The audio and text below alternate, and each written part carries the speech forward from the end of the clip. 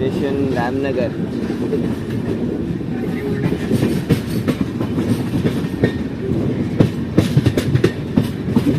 અમે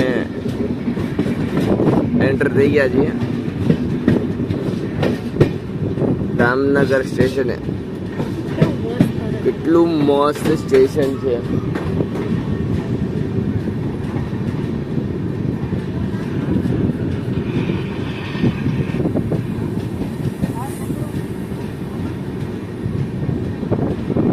રામનગર.